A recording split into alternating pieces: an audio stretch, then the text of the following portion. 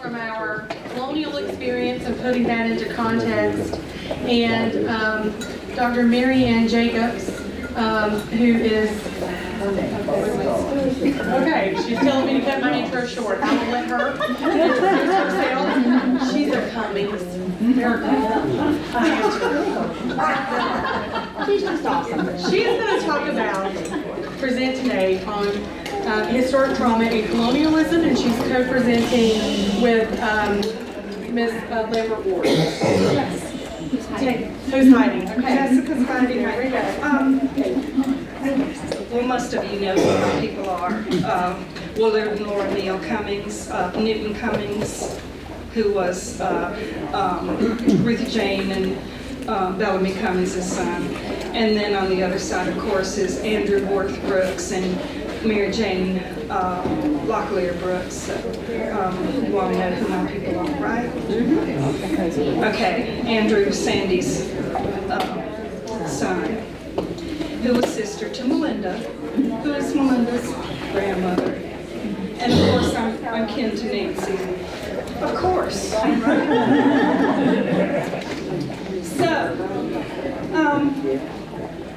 I want to talk about historical trauma, and many of you have heard this term being thrown around in American Indian Studies literature and research about health, mental health, all sorts of health ailments that are related to, are being studied in context of historical trauma. And it's a word that's being thrown around a lot. I make jokes about it at meetings and stuff, and I'll say, well, there was a whole bunch of historical trauma on display there at that meeting tonight. But I want to give you the real definition for this, because it is a real thing, and people are taking it quite seriously.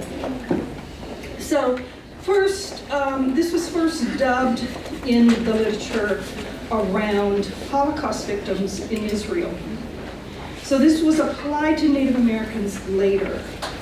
And under the rubric of historical trauma, you're looking at a complex trauma inflicted on a group because of their status, their nationhood, their group affiliation or identity, or their religious affiliation. Now, there's a much more complex one. A collective, complex trauma inflicted on a group of people who share a specific group identity.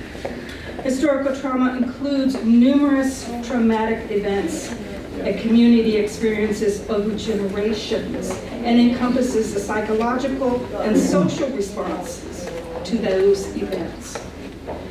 So most people think about genocide because this came out of the Holocaust, right? Yeah. And that's the physical killing or the murderous intent that we think about in genocide. But there's also cultural genocide, where you attack a people based on their heritage.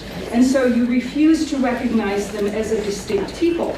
Lumbee people know a lot about being refused to be recognized as a distinct people. So that's the number one thing. You refuse to recognize that they are distinct people. You dispossess them of their lands, you remove them from their resources, you remove them from their territory, and you enforce policies that force them to assimilate. Okay? That's called cultural genocide. There's also ethnocide, which is a little bit of variation in there, which has to do with removing language, banning their language from being spoken, taking their children, forcing them into exile, destroying books in their languages, destroying their grave sites, destroying their monuments, destroying their sacred sites. This is all part and parcel of genocide, and you can see examples of this that were practiced by the Nazis throughout World War II, right? So the important thing to remember about historical trauma is that many members of the community experienced that event. That event triggers high levels of distress within the community, and the events are perpetrated by outsiders with purposeful and destructive intent. So you've been hearing a lot of historical traumas this morning, right? With purposeful and destructive intent.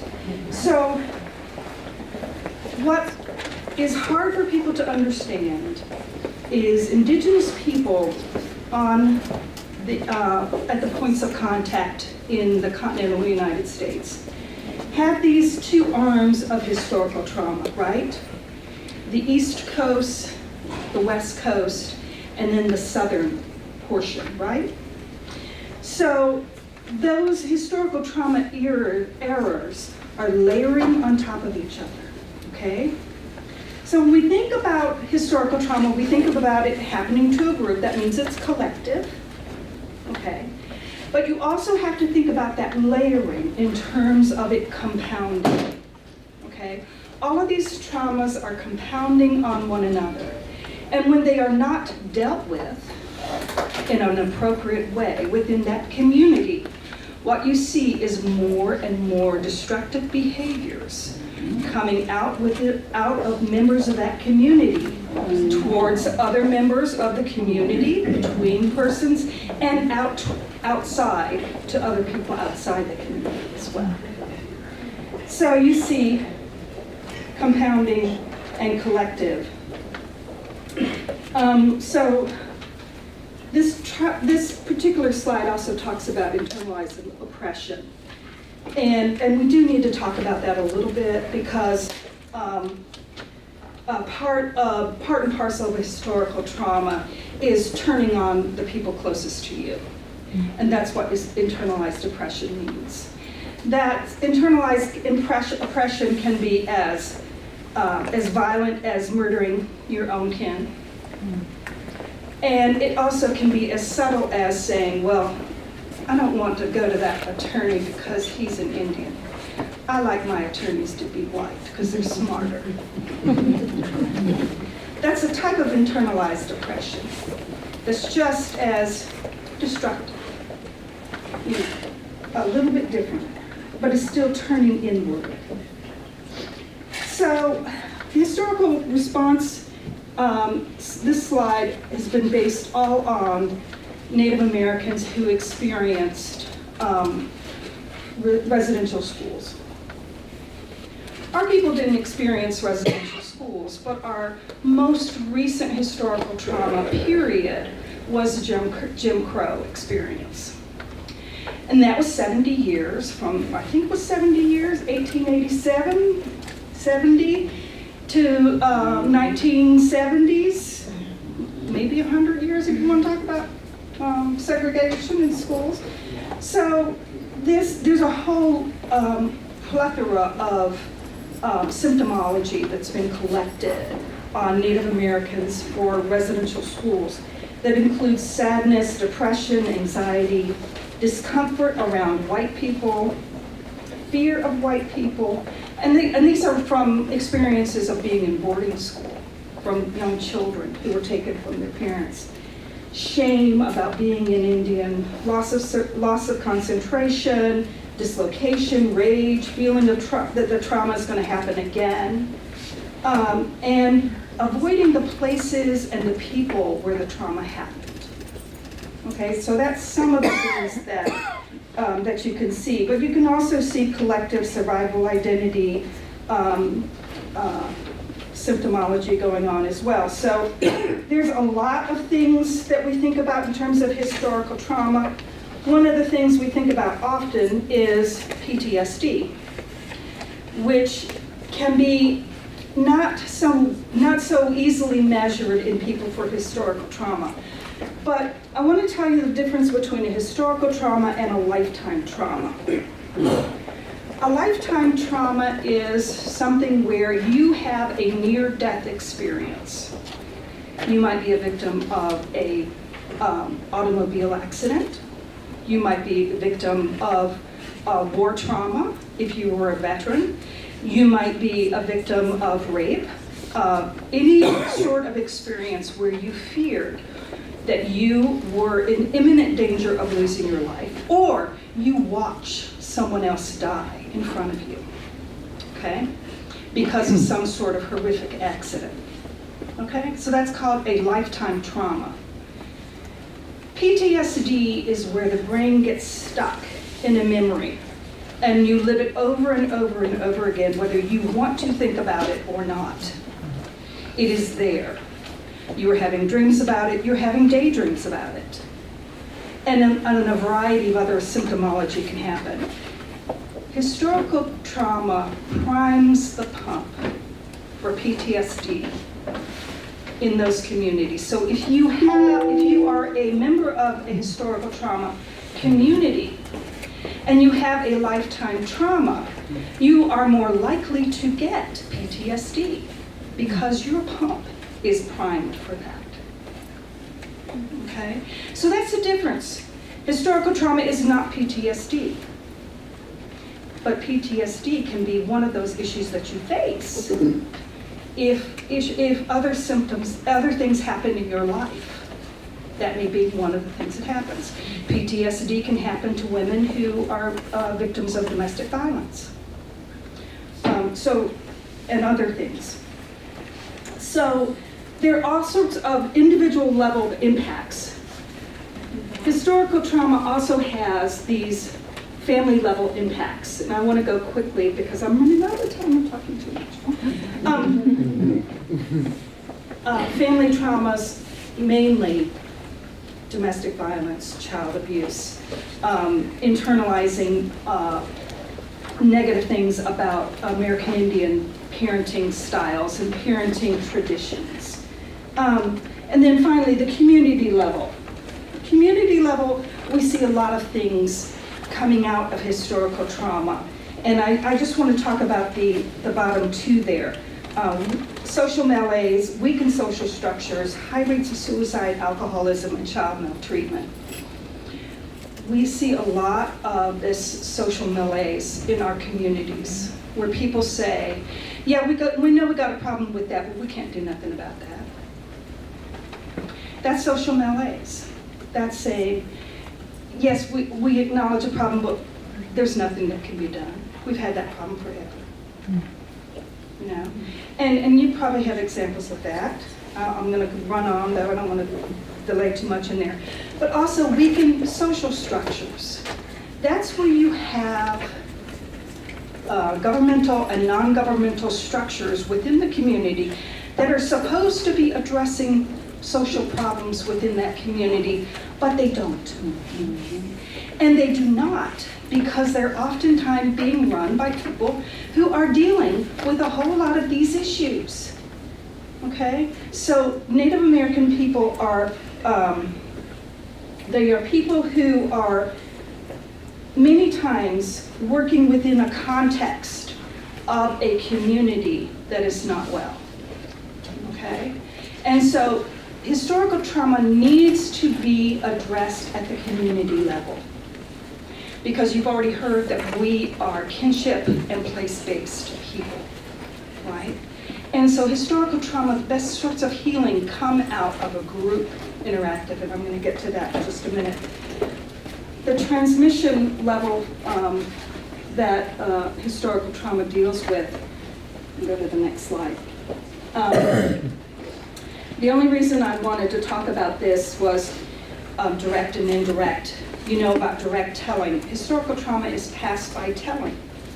You tell your story about what happened to you. But historical trauma can also be passed by not telling.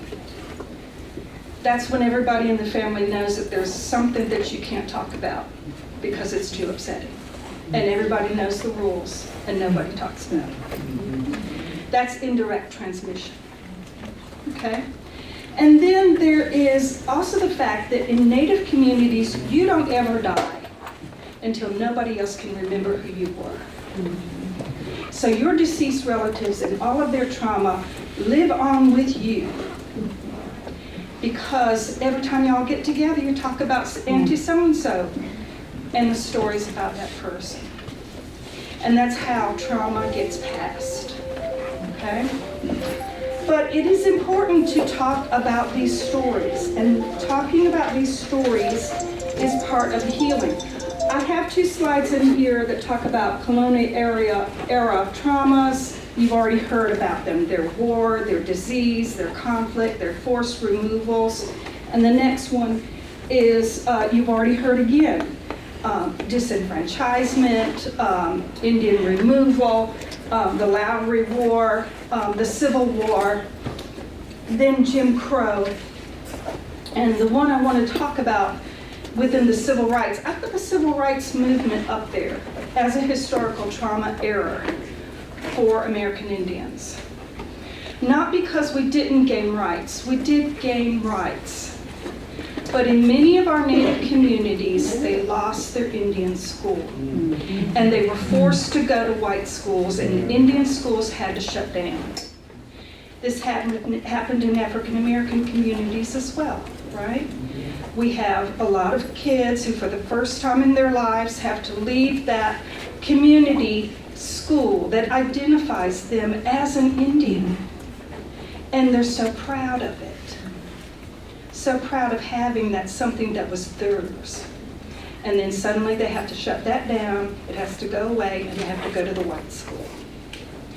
So I left it up there as part of the historical trauma because civil rights came with gains and some trauma for our people. And then finally, I want to talk about healing. I have some things that I'm not going to have time to talk about, but you all know what they are. They're obesity, they're low birth rate, they're high suicide rate, they're high smoking during pregnancy rates, there's high diabetes, death, cardiovascular disease. I could go on, and you all know all that stuff, right? And then, the next slide, but we also have lots of examples of resiliency, because you can't just talk about the bad things that happened. You have to talk about the good things that happened in the midst of the struggle. There were good things that happened that are still beneficial to us today. Okay? So a community is dynamic. It's not all bad things happening there. It's good things happening too. And so you have to acknowledge both. And then finally, I'm just going to go over the very first thing about healing. How do we heal?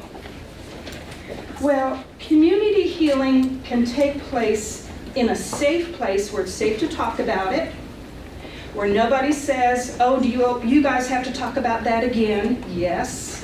We need to talk about it. We need to talk about it and mourn our losses. We need to mourn those people who were tragically hurt during these periods and are still living on in our memories. We also need to participate in a replacement and healing ceremony, something that is very positive. Okay? Every time we have a homecoming, Lumbee homecoming, we're having a healing and replacement ceremony with our kin. Then we also have to make sure that that ceremony is positive, okay? Because you can't heal from these tragedies in a negative environment, okay?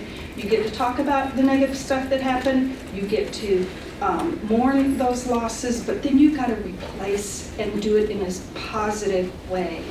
And that's got to be within your community. And that's how people heal from these traumas. And the next lady coming up here is a young person that I'm so proud of, my association with her.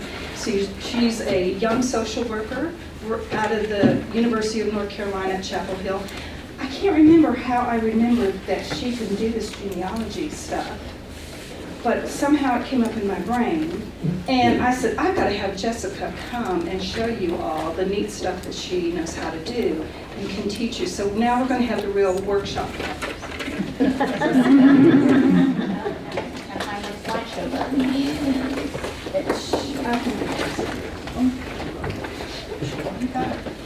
Hey y'all, I'm Jessica Lambert-Ward, and I just told Dr. Jacobs before we come in here, I present all over the country, and nothing makes me nervous like being at home in front of a whole bunch of my people. I'm just telling you, I'm about sick to the stomach. So, I'm Jessica Lambert-Ward. I grew up in Wakulla. Went to school at Oxnard Elementary, moved on to Prospect, graduated from Red Springs, and have been in Chapel Hill ever since I graduated high school and lived out there for 18 years. I'm a social worker who works for the university with students who are not doing well academically, and when we work with students, we know that when they're not doing well academically, it's usually all the other things going on in their lives that's holding them down. So as a social worker and as a person who works with individuals who are, at that moment going through the hardest times of my life, I focus my work on finding out what makes every person resilient, because every person, just as Dr. Jacobs says, our communities are dynamic and there are good things and bad things going on in our communities. There are good things and bad things going on in our families. And even that individual that you washed your hands of years and years ago because he can't get his life together, there's good things going on for that person too. So when we think about intergenerational trauma and how those traumas are passed down for generation, if we can pass down those bad things, why can't we focus on and pass down those good things?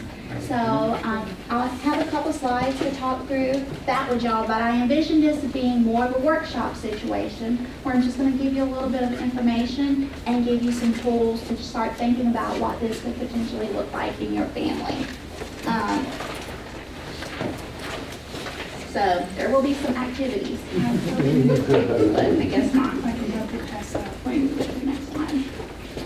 So what is intergenerational resilience? As Dr. Jacobs says, there's so much research all over the world about historical trauma and intergenerational trauma and all the effects of that. We know about the heart disease, we know about the cancer, we know about the suicidality, the alcoholism, all of the bad things. Researchers have invested a considerable amount of time, effort, and money into researching these bad things. Why do they do that? One, it's sexy, right? The bad things are interesting. Just like that gossip about somebody doing something they shouldn't have been doing spreads across the county faster than the good thing that the little kid across the street did, right? It's kind of human nature, but what can we do about that? What if we look within ourselves and with our families for the intergenerational transfer of all the good things? What would that look like? What would we find when we start to look within ourselves and with our families and within our communities? If resilience is the capacity to pick ourselves up after trauma and to bounce back, to survive, to persist, to show people our strength, to survive the trauma, then resilience is our ability to pass down the things that make us stronger, the things that have helped us survive through all the things our people have been through generations and generations. So in our communities, there are many sources of resilience, and we don't do a good enough job of talking about and highlighting where that resilience comes from.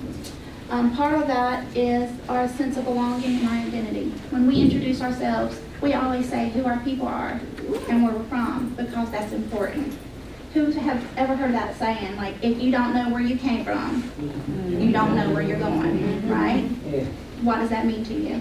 Is there anybody who wants to share what that saying means to you? I told y'all this is going to be a workshop. I'm not standing up here going through slides. Don't make her mad. You don't want to see what happens when the lamp comes out. Yeah. It actually kind of reminded me of this conversation I had with an individual. I work in tribal enrollment, so I hear a lot of stories, and I tell people that's my favorite part of my job. I feel like, in the capacity of my work, we collect the stories of our people, and so I meet individuals like yourself who grew up in other places, so they didn't know themselves as Indian people, specifically as Lumbee people, because their family had long lost their connection to this place.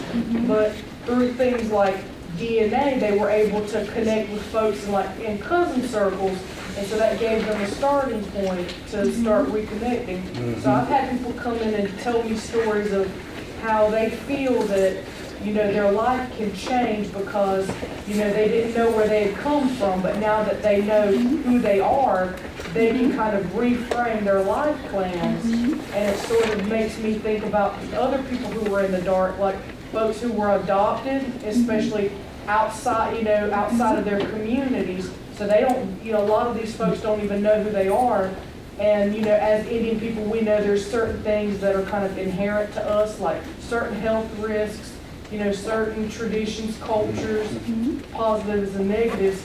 So I feel that not knowing about your background like that kind of robs you of the chance to sort of plan for things and to share certain things with the generations that come after you. Oh, absolutely. Those are all excellent thoughts. And our sense of belonging is important, right? Because knowing where we belong, that's where we're going to turn to when stuff gets hard. And if you feel like you don't have a place where you belong, where do you go? Yes, ma'am? Yeah, and I would say to what you were saying is that I think when they left like 200 years ago, they were fleeing trauma. What the racial climate was like in North Carolina, Virginia for, you know, free people of color, for Native Americans. And so when they got there, they passed on that they were Native, but at the same time, they wanted them to kind of, you know, build an identity in that community. So you lose memory with that too.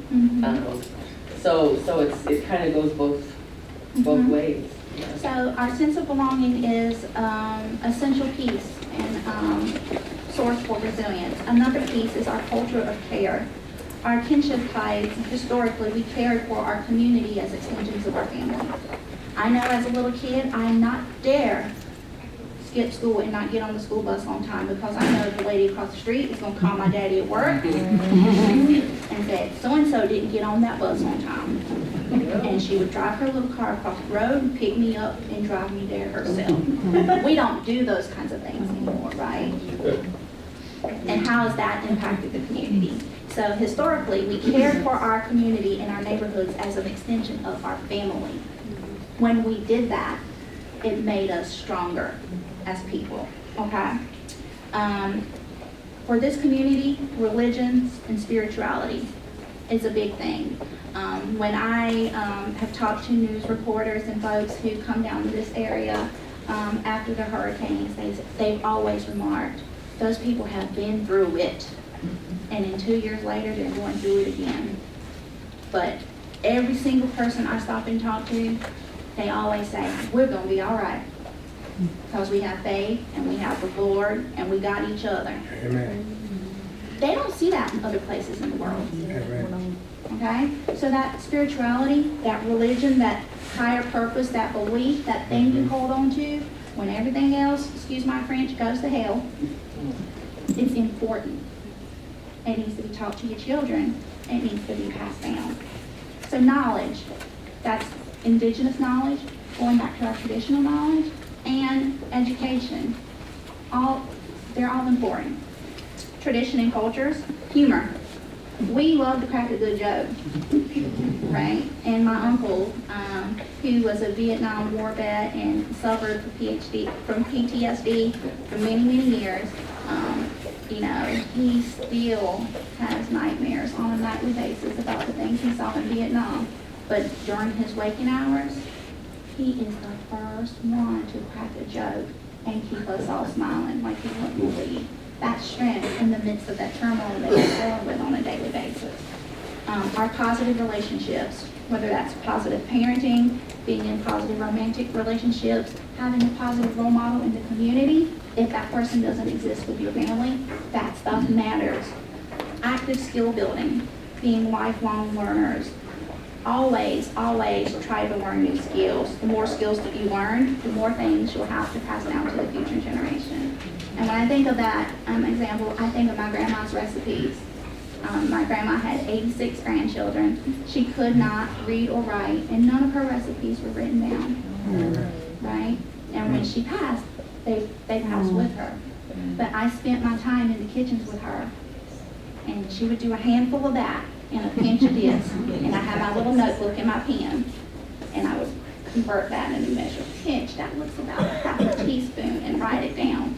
And now I have my grandma's recipe. So when we could have family dinners, I'm able to make that cake, and everybody be like, Lord, that tastes just like Grandma made. I'm like, yep. And I had that, and you pass it down now when it could have died. The quilting traditions in our community, the hog killing traditions, gardening, canning. How many of the younger people know how to do these things, right? But those things are essential to survival. When the grocery trucks can't get in here because a hurricane has the roads washed up, how do you survive? How do you feed your family? This is important stuff. This stuff makes us stronger. I'm not going to go on too much of a tangent on that. I want to talk a little bit about a genogram, because this is a genealogy symposium, and I've heard that you're all working on your family trees. A genogram is a tool that's typically used in the medical profession, and it's used by doctors and social workers. And it looks similar to a family tree, as it has the individuals of the family laid out, but it's different because it allows you to visualize hereditary patterns that are passed down through the generations. So you can see if heart disease is passed down from one person to the other, if cancer and depression is passed down to one person to the other. So this is just a simple genogram that shows how this grandmother had heart disease, passed it down to her children, and now this grandchild has it. The grandfather had depression, and so the child ended up with heart disease and depression. This child down here ended up with chemical dependency, likely a result of self-medicating for the depression. So genograms are used by folks in the medical profession to trace how those bad days are passed down to generation to generation. I am of the mindset that we can kind of co-opt their tool, create our own symbols, and look at how we might pass down the positive things instead. So the interesting thing about a genogram is they can be as simple or as complex as you want them to be. You can kind of create your own rules. I think that's what's important there, is that if you create your own symbols, you just make yourself a little legend so you can keep up with what those tools and symbols mean. I prepared a handout for all of y'all today that I heard was in your packets. It looks like this. If you can pull that out. It's just a sheet of genogram symbols that covers symbols to denote family relationships. Everyone have it?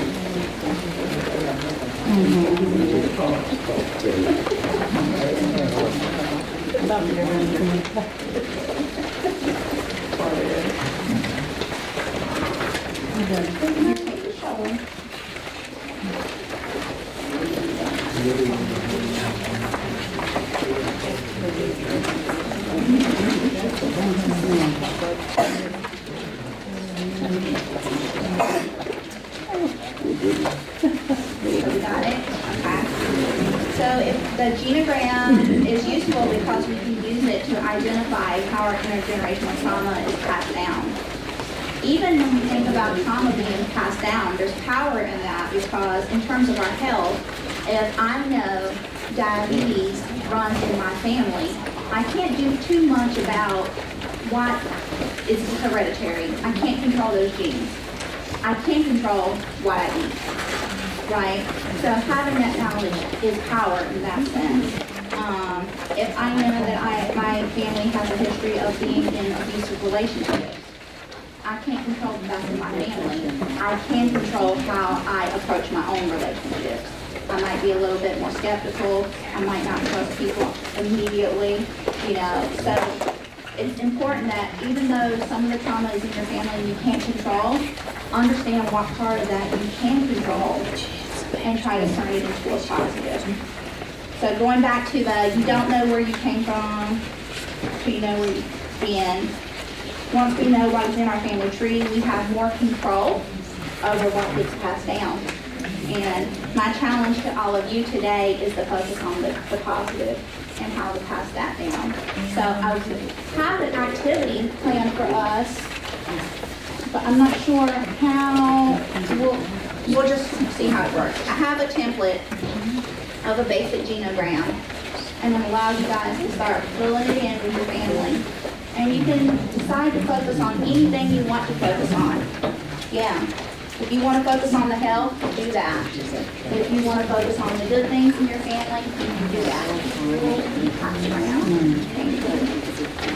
And while those are going around,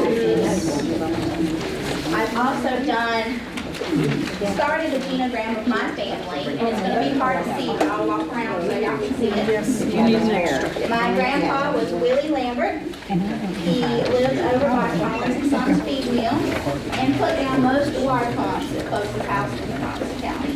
My grandma was Bessie Lowry Lambert.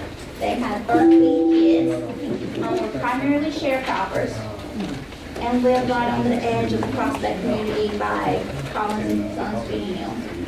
So, of the 13 kids here, I've only highlighted 4 of them. The oldest was born in 1936. She married an individual who was physically abusive, who was addicted to drugs, and who had been incarcerated.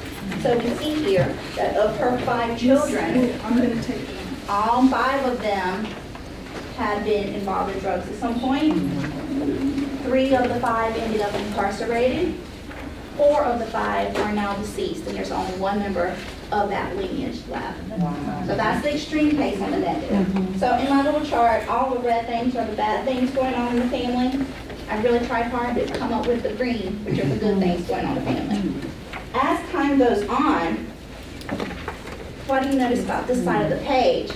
It gets more green, right? And so I thought really hard, what is it about my family that allowed it to get more green as time passed? And I've traced it back to this individual here, is my uncle, who I said was the Vietnam vet, right? He was the first one to move away from home.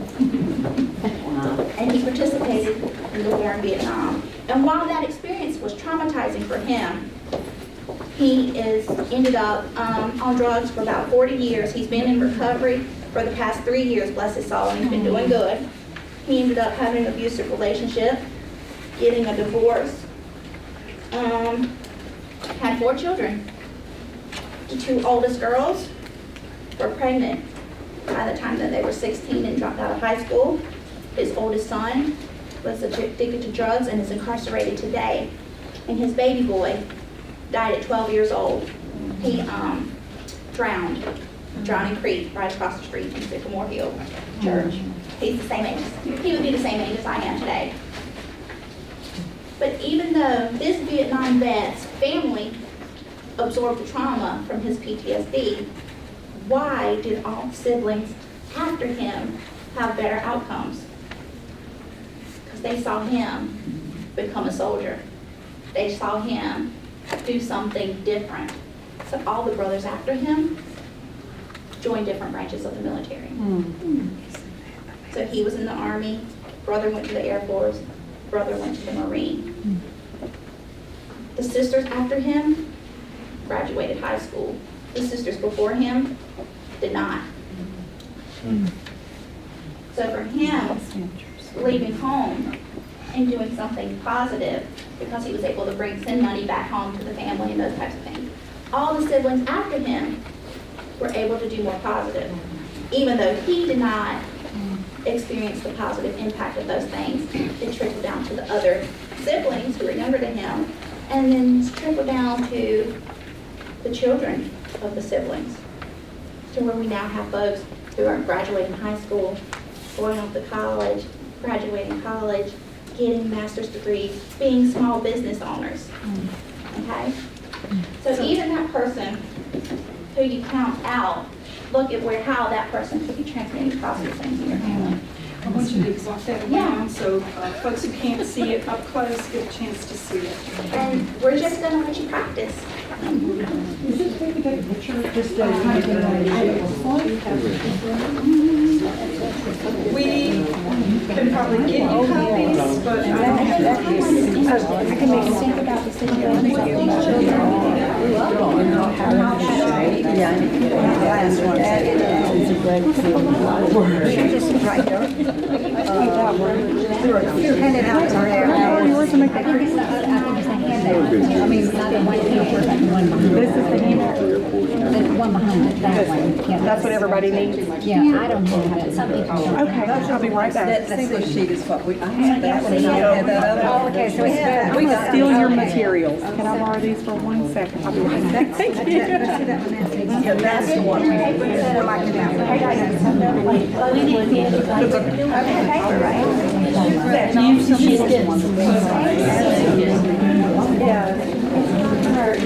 I think the interesting thing about doing something like this is I think you can see that Jessica's put a lot of work into that. And then you're sharing it with It us. might take you 2 or 3 times to get to what she's got there on the page, but we want to encourage you to just keep working at it and documenting and making sure that when somebody else looks at your genogram, they can see what you did. So make sure you keep a legend, and you can see the legend that she has on it. She's got a ton of stuff on this genogram, and when you get a chance to see it up close, Oh, Lord, no. you'll also see a timeline across the bottom.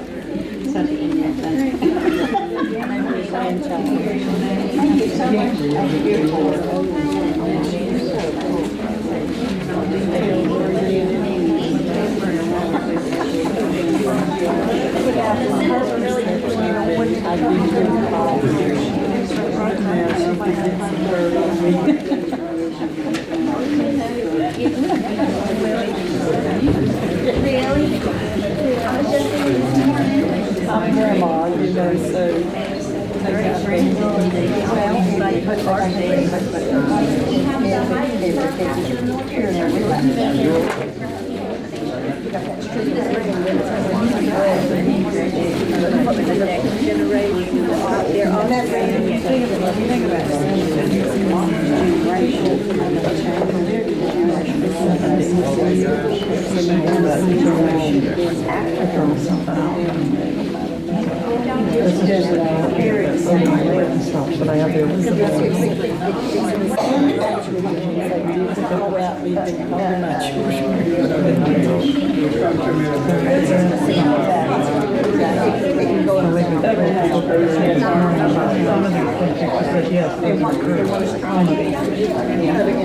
And like I said, people aren't researching this stuff. They're not telling us how much right now with this stuff.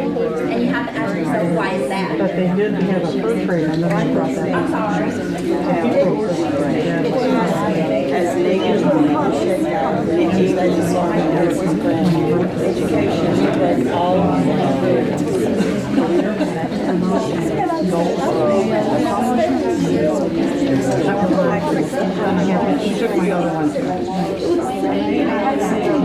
Like to see how the other one.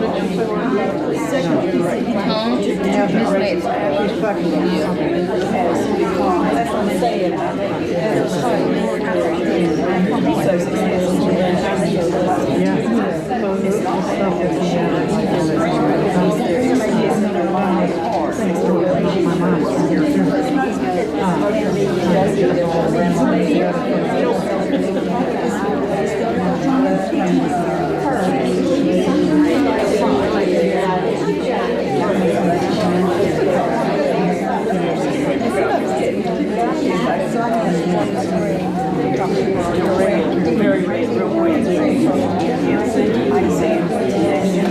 My generation is my children and my children's generation.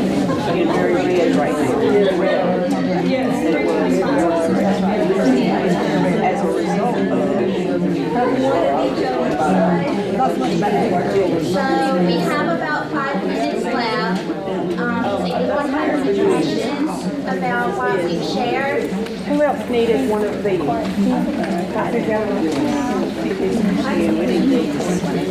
And they're all like that.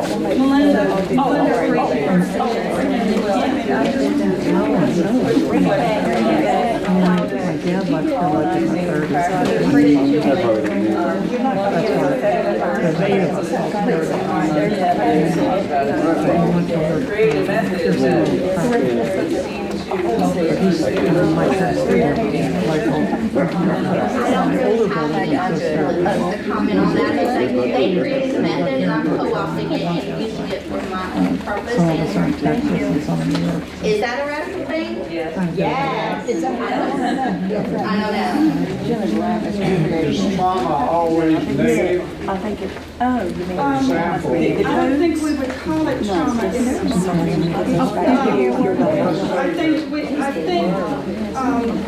So give me your example, because I know you have this. Well, I got, yeah, okay.